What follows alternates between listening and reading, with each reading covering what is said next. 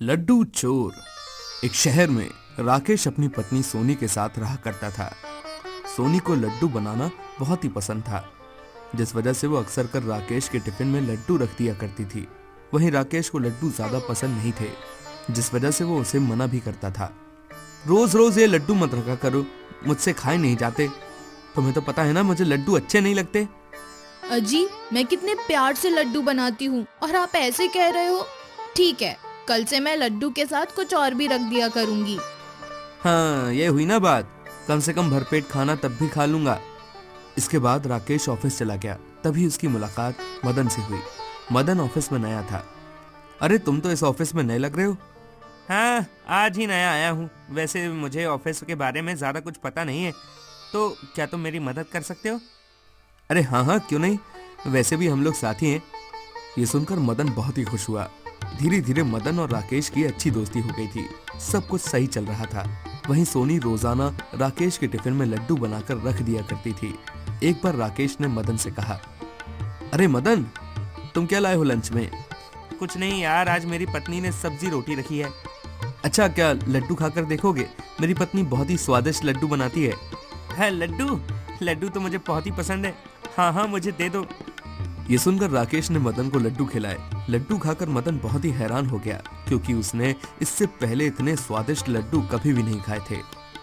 अरे राकेश, तुम्हारे लड्डू तो बहुत ही स्वादिष्ट हैं। सच में भाभी के हाथों में जादू है, जादू। ये सुनकर राकेश बहुत ही खुश हुआ। एक दिन राकेश ने अपना लंच खोला तो काफी हैरान हुआ, क्योंकि उसमें लड्डू नहीं थे। अरे रोटी सब्जी, बड़ी हैरानी वाली बात है, आज लड्डू नहीं रखे गए। वैसे तो रोजाना लड्डू रखती है ये।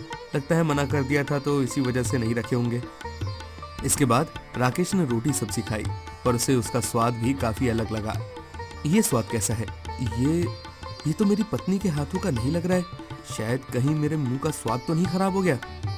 इसके बाद उसने सारा खाना खा लिया। एक हफ्ता हो गया।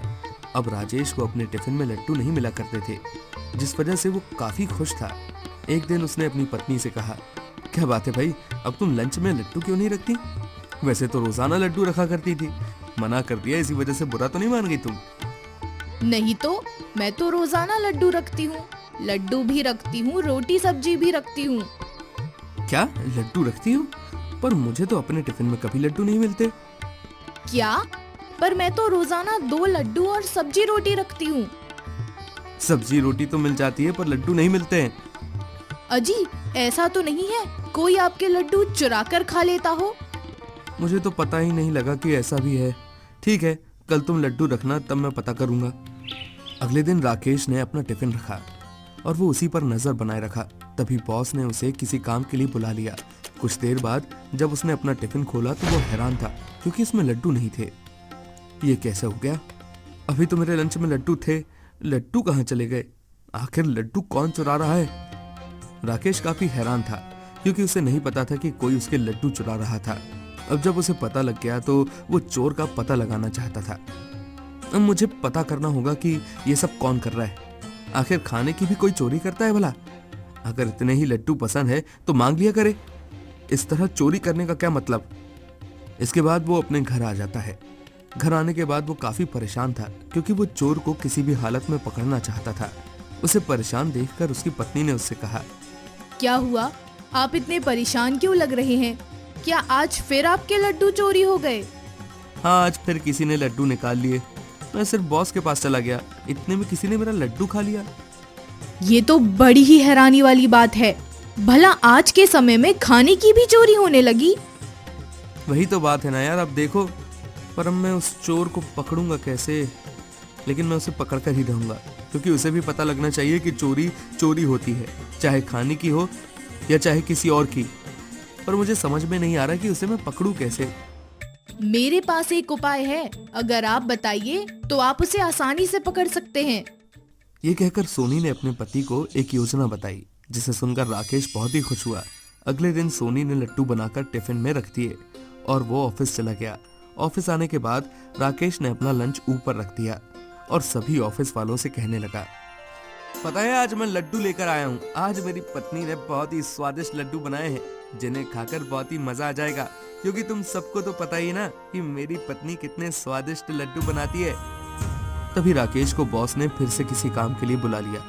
राकेश बॉस के कैबिन की तरफ चला गया, पर बीच में ही वो रुक गया और एक मेज के पास जाकर छुप गया, पर उसकी निगाह अपने टिफिन पर थी। आज तो मैं पता लगा कर ही रहूंगा कि कौन मेरे लड्डुओं को चुरा रहा है, फिर देखो मैं उसका क्या हाल करता हूँ। अभी वो अपने आप से ये सब कह ही रहा था, तभी उसने देखा 2 हाथ उसके टिफिन की तरफ बढ़ रहे थे। जब उसने चेहरा देखा तो वो काफी हैरान था, क्योंकि वो और कोई नहीं बल्कि मदन ही था। मदन ने जल्दी से एक लड्डू निकाला और मुंह में रख लिया, पर लड्डू खाते ही मदन जोर जोर से चिल्लाने लगा। ये कैसे लड्डू हैं? ये तो बहुत ही कड़वे हैं। हे भगवान, अब मैं क्या करूं? तभी वहां पर राकेश आ गया और उसने मदन से कहा, और खाओगे चोरी के लड्डू? खाओ खाओ और खाओ। मुझे माफ कर दो राकेश भाई, पर तुमने लड्डू में क्या मिलाया था जो ये इतने कड़वे हैं? नीम की पत्तियां, जिससे चोर को सबक मिल सके। अब तुम्हारा पूरा दिन मुंह कड़वा रहेगा, तब तुम्हें पता लगेगा कि चोरी का फल कैसा होता है। नहीं नहीं राकेश, मुझे अच्छे वाले लड्डू दे दे। ये मुझे नहीं खाने, मैं क्या करूं? क्यों नहीं खाने? तुम तो रोजाना लड्डू खाया करते थे ना, आज भी खाओ, खाओ ना। मुझे माफ कर दे राकेश, मुझे तेरे लड्डू बहुत ही पसंद थे, इसलिए मैं चोरी करता था। अगर चीज पसंद हो तो मांग ली जाती है, ना कि चोरी करते हैं। तुमने जो चोरी की थी उसकी सजा तो तुम्हें मिलनी ही चाहिए थी, तभी तो तुम्हें पता लगेगा कि चोरी करने की क्या सजा होती है। वही मदन पानी पीता है, इसी के साथ कई सारी चीजें भी खाता है, पर उसके मुंह का स्वाद बदलता ही नहीं है। और फिर मदन को अपनी गलती का एहसास हो जाता है कि चोरी करना कितना बड़ा अपराध होता है, क्योंकि चोरी किसी भी चीज की हो, वो चोरी चोरी ही कहलाती है। वहीं अब राकेश बहुत ही खुश था, क्योंकि उसे उसका लड्डू चोर मिल गया था। तो दोस्तों, हमें इस कहानी से ये सीख मिलती है कि हमें कभी भी किसी भी चीज की चोरी नहीं करनी चाहिए, क्योंकि चोरी एक महापाप होता है और चोरी करने से दूसरों की नजरों में हम काफी गिर जाते हैं और संभवतः उनकी नजरों में अपनी वापस जगह बनाना बहुत मुश्किल हो जाता है। इसलिए अगर आपको अपने रिश्ते प्यारे हैं, अपने आसपास के लोगों से आप प्यार करते हैं, तो कभी भी उनके सामान की चोरी ना करिए।